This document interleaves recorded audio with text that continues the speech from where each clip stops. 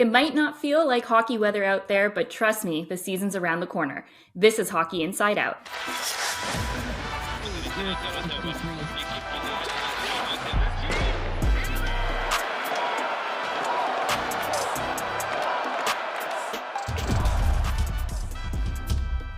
Hello and welcome to the first episode of Hockey Inside Out for the 2023-2024 Habs season. I am back from maternity leave and I will be your host for this year. And I'm really looking forward to talking hockey with three of my favorite people. Of course, you know Stu Cowan from the Montreal Gazette.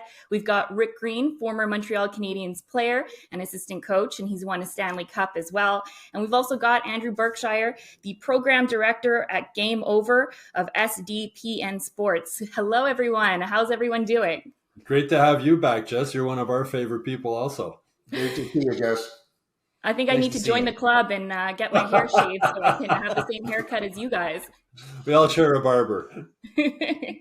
So we all know the expectations for the Canadiens this year is low. No one's really predicting them to be anywhere close to the playoff.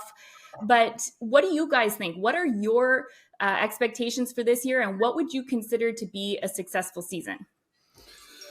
Well, I think we've all, heard and talked about the youth of the hockey club, and I think that it's really important that these young players progress in a good way so that they are showing improvement in the right areas. And, that being said, it's all about, and Martin St. Louis is good at it, and making them understand that the ice time has to be earned and it's not given. And some of these kids have to realize that exactly what they need to do to play in the game. And they also talk about the culture of the organization, and they stress this as a big part of what they like to see happening. And in that culture, I think they're trying to get everybody on board to play the right way and to start the game and finish the game with big effort, competing and trying to do their very best and never give up. And I think they, in the past, as in last year, they did a pretty good job of it. And I think that a successful season for them is going to be one of consistency, trying to stay injury, keep the injuries down to a minimal, but just compete every night and try and get some of the young guys to get to the next level of improvement, and they'll be exciting to watch.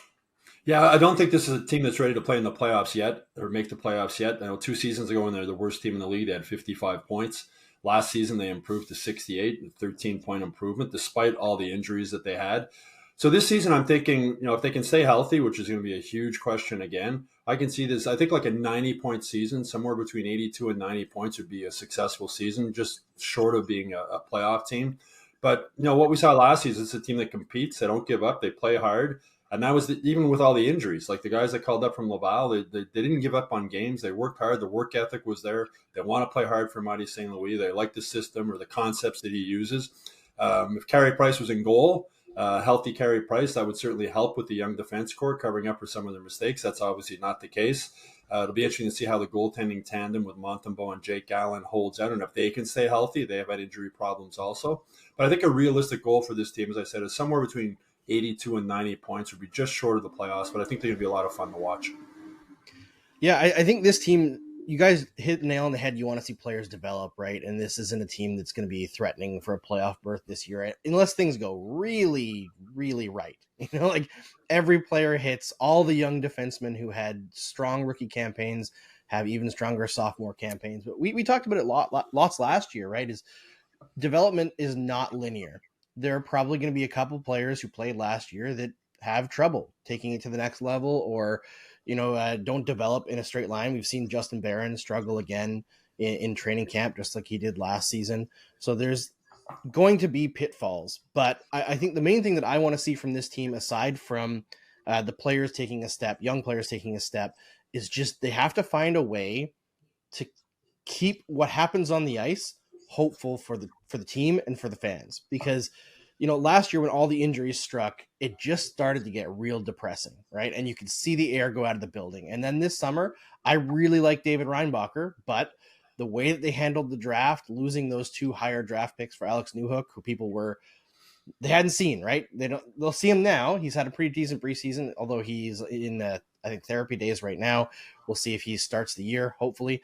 But there's a lot of question marks about how this summer went. It wasn't a summer of bells and whistles. And I think the fan base is not as energized coming into this season as they were last year.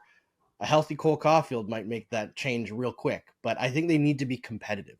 They're going to lose a lot of games, but they need to be competitive like they were the first half of last season, where it felt like if they were down by a goal in the third period, they had a good chance to tie it up.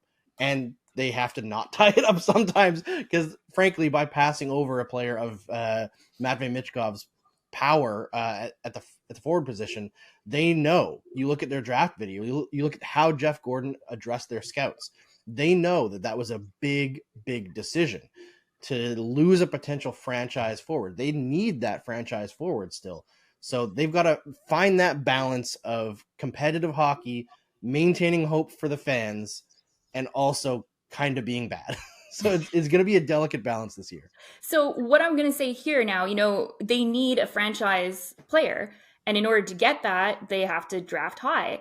And say if somehow they make the playoffs and get eliminated in the first round, would that be a disappointment for the Canadiens? I know we all love watching playoff hockey, but in the long term, do you think that would hurt the team if they actually do somehow make the playoffs? Well, I think what hurt the team is that they picked the wrong season to get the number one overall pick. When you look at what Connor Bedard's been doing in Chicago already, I mean, the kid's generational talent. Unfortunately, the Canadiens didn't get a chance to get him. But, watching the Canadiens struggle in the preseason yet again on the power play makes me wonder more about that David Reinbacher pick. Michkov, there were a lot of red flags, but Ryan Leonard's the guy I really liked for that draft, the American kid who could provide some offense. But, just say making the play. I mean, I can't see him getting in the playoffs. But, last season at this point, nobody thought the New Jersey Devils, I think, were going to get in the playoffs. They were the fifth worst team. They finished 28th like the Canadiens did, and then they finished third overall. So anything's possible. As Kent Hughes likes to say, that's why they play the games. If they had a healthy Carey Price in goal, I'd say this team might have a chance to get into the playoffs for the same reason they made it to the Stanley Cup final because of Carey Price a few years ago. But if that was the case, if that was to happen, that would be a very successful season, I think.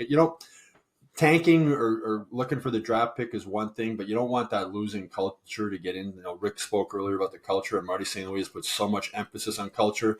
And I was speaking with Mike Matheson the other day, and I asked him, the importance of culture, and he said it's number one. He said it's the most important thing on a team. So you look at Florida Panthers last year; they squeaked into the playoffs, and they just decided, you know what, we're going to form a bond, and we're going to go ahead and we're going to win.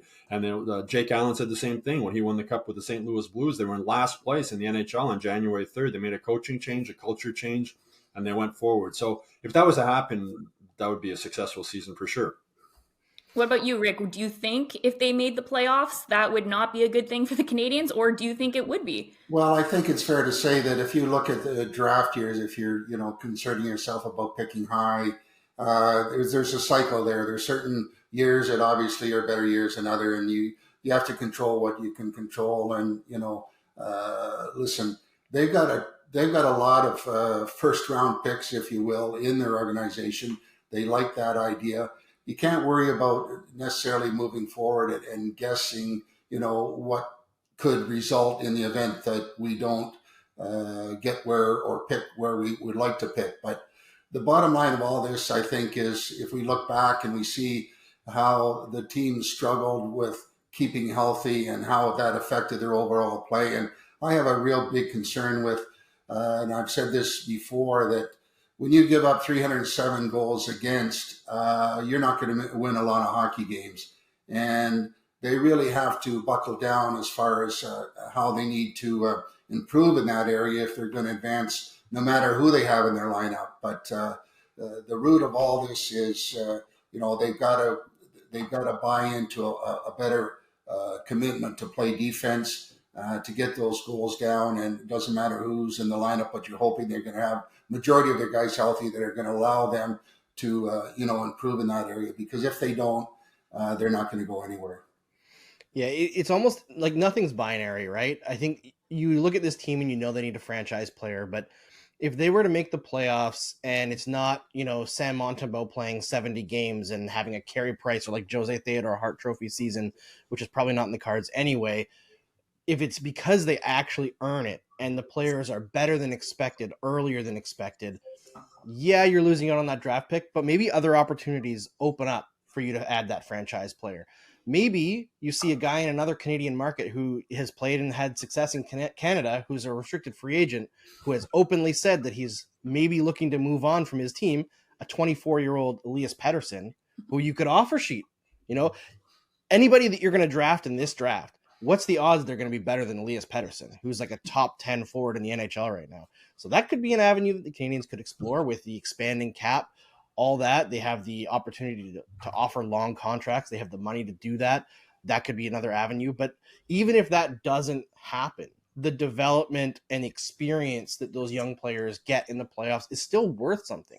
It may not be worth as much as adding like Macklin Celebrini, for example, but it's still a good thing, right? So there's good and bad in every situation. I think one thing to look at for the Montreal Canadiens this year, and obviously preseason, not very predictive of the future results, and they're at this point that we're talking now, they have a losing record in the preseason, but last year in the preseason, they were by far, by every measure, the worst team in the league. Their expected goals rate in the preseason last year was like 37%. This year, 49%. They're actually out shooting teams. They have a losing record, but they're out shooting teams. That hasn't been something that this team has done since they went to the Stanley Cup final. They've really struggled to outplay teams at even strength. That's a big level of progress, because even with those younger players who are, you know, experiencing their first taste of quote unquote NHL hockey, because I think we all know that preseason is not the same, there's progress there. It's not predictive of future success, but there's something to pin your hat on. So if they have a good season by the numbers and by development, the defense gets better, I think even if they don't have the desired result in getting that top pick, there's still positives there. Well, Marty's saying, you know, you can't buy experience, and you can't buy the experience of playing in the playoffs. So for this young group to get one round, even if they play one round and they lose, to get that experience, I think would be huge moving forward. And you got to remember, this team is well set up for the upcoming drafts. They have 11 picks next year. They have 11 picks the year after that. And the year after that, they also have 2 in the first round, 2 in the second round, 2 in the third round, and 2 in the fourth round. So they're stocked. They've got lots of prospects coming along, and they're going to have more of them coming. So like one round of playoffs would not be a bad thing experiences-wise. You can't buy that. And the playoffs are a different game. And as we mentioned last, even with the draft, it's such a crapshoot. You know, remember 2017 draft when Colorado was upset they didn't win the draft lottery. They had to pick 4th. Well, they ended up with Cale Makar.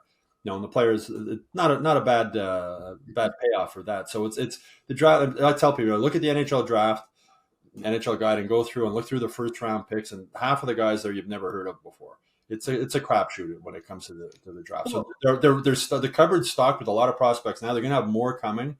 So I don't think tanking again this season to get a high pick, I don't think that's the way this team should go or they will go.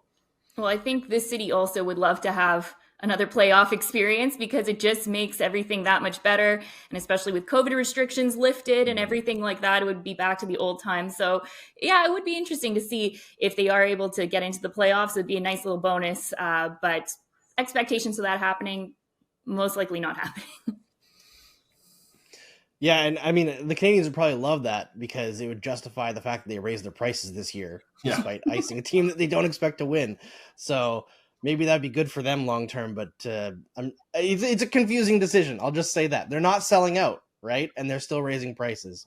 Well, the year they went to the Cup, that's the year they went to the Cup. I mean, their empty arena, or was it 5,000 they were allowed? Imagine the money that they could have brought in during that point from ticket sales. So it's, as I said, it's a big business. Why do the Canadiens charge as much as they do? Because they can. All right, moving right along, we're going to do some rapid fire questions. I'm going to name some players, and you have to let me know who you think will spend a significant amount of time with the Montreal Canadiens this season. I will declare a winner at the end of this, and you will get extra points if you make me laugh. So let's start off with Rick. What do you think about Mattias Norlinder? And he's impressed me. I mean, this kid was, I thought borderline watching him play last year with his soft play, but he has really come to understand that to play in the NHL, he's got to really get involved, and he's played harder and he's shown great poise. So his potential there, a big surprise, I think, overall for me. Stu? Well, he was sort of, with all the injuries last year, he never even got to play one game, right? He was sort of the forgotten guy in the defensive prospects. And it's surprising that he was still with the team when they went to Tremblant for this team bonding thing. Reinbacher was sent back, Mailloux was sent back. So I think this is a kid who realized that this might be his last chance with the Canadiens to prove, when he didn't get called up last year, he must have been going, you guys remember me? Remember, I'm here too. So will he, I don't think he's going to make the team to start.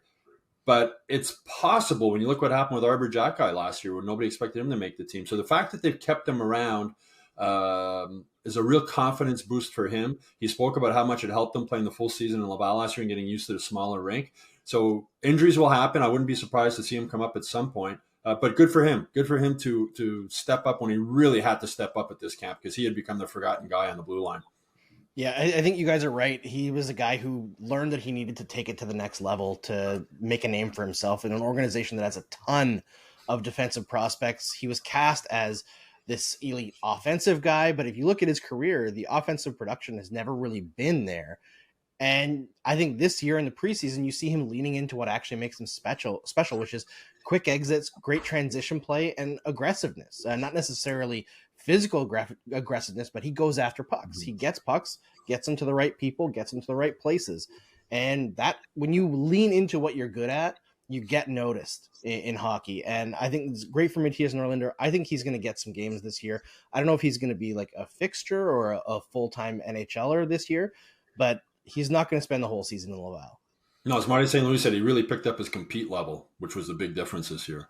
Well, it's amazing what depth in that position will do to some kids when they realize that maybe I have a chance, or doing a almost good job is not going to be enough to get me to the NHL. So a healthy situation from the standpoint of qualified young guys that have the tools to, I think, play in the NHL, just need to make sure that they understand how far they have to go to get to the NHL and stay there. The next player is someone who's going to have a lot of pressure on himself this year. Juraj Slafkovsky. Stu, how long or how significant of a role do you think he's going to be able to play with the Canadiens this year? Well, he's going to start either top 6 or top 9, I'm pretty sure, because they want to give him opportunities to succeed. He only averaged 12 minutes of ice time last year. I asked Marty St. Louis if they're going to increase that this year, and that's the plan. But he's still, he hasn't really stood out at training camp or in the preseason games. He still looks more comfortable than he did last year. The interesting thing for me, when you look at what they did with Reinbacher and sending him back, and the reason, I asked Marty Samuel, why the different approach with him than with Slafkovsky? He said, well, we want Reinbacher to play lots of minutes.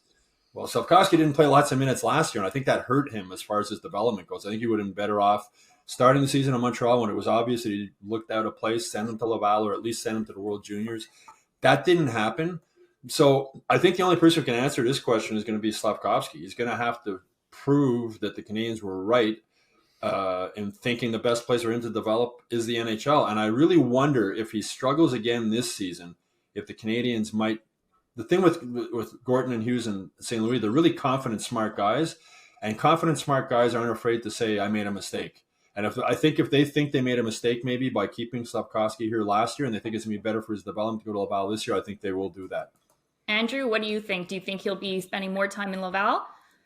Yeah, I think the mistake was made last year. I don't think he should have started in the NHL. I think he should have went down to the American Hockey League and gotten his feet wet there on the small ice.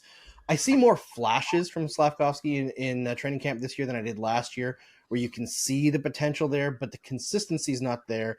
The attention to detail is not quite there. It's like his brain is not quite catching up to his body at the NHL level at this point. He deserves a chance to try to make that happen at the beginning of the season here. But like Stu said, I don't think that they'll be hesitant to send him down to the American Hockey League. The only reason they wouldn't is optics. And if you're concerned about optics over the development of your first overall pick, that's a bad thing for your organization.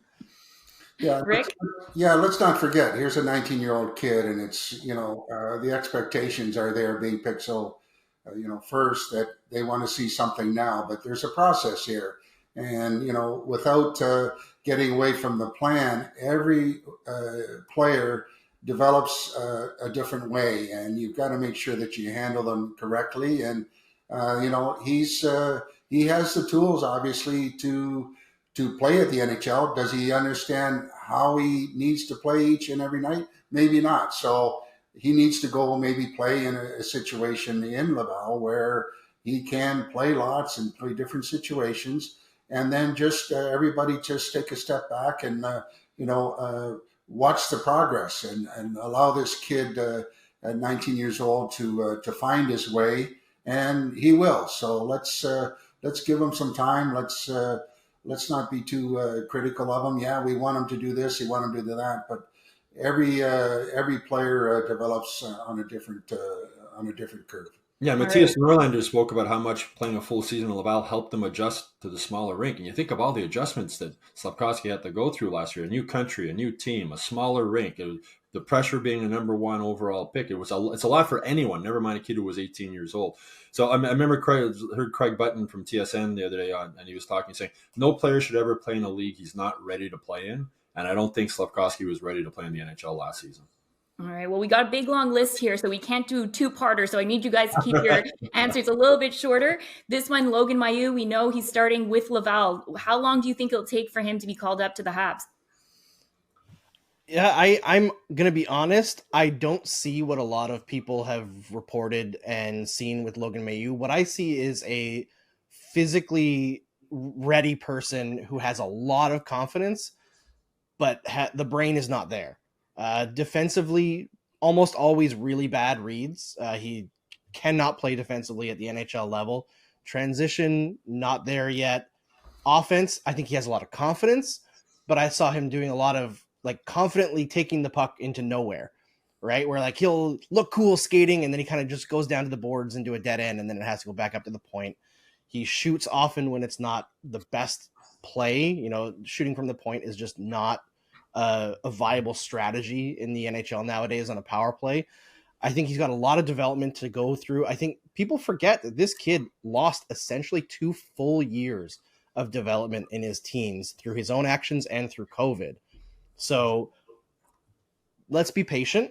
I think there is a player there. There's dynamic offensive potential in this player, but I don't think he should see any NHL time this year. I think he should spend the entire year in Laval and just work on his craft and develop.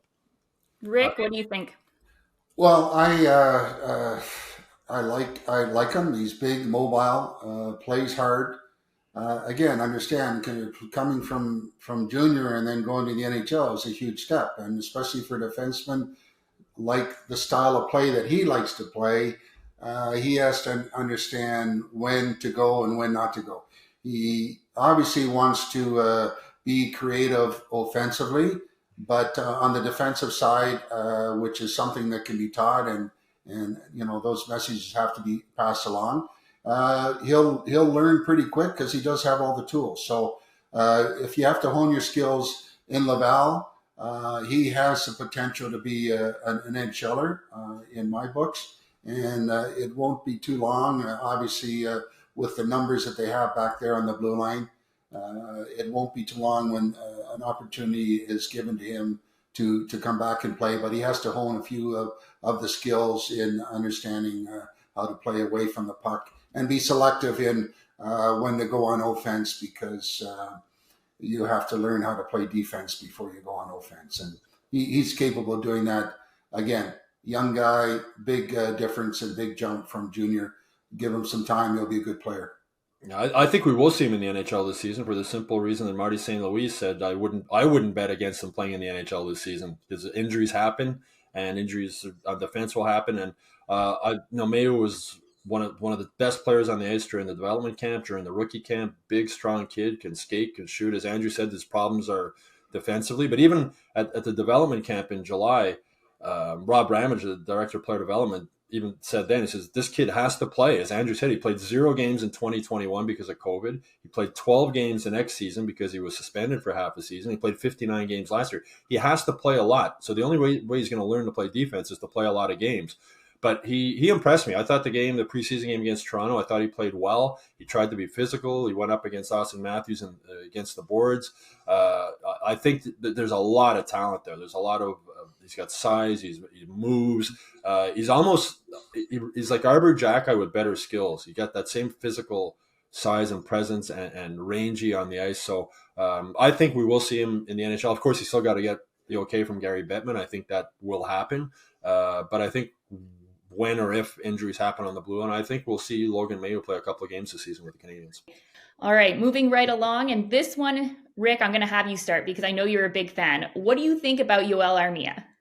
I was trying to forget that name, but now that you bring him back up, oh boy, I didn't even realize that he was still around. But anyways, he's a guy that I think needs a change, and he doesn't fit the culture of the Montreal Canadiens with what I've seen, and I don't see it changing in the future. So big guy, can do it when he feels like it, but doesn't feel like doing it. So time's up.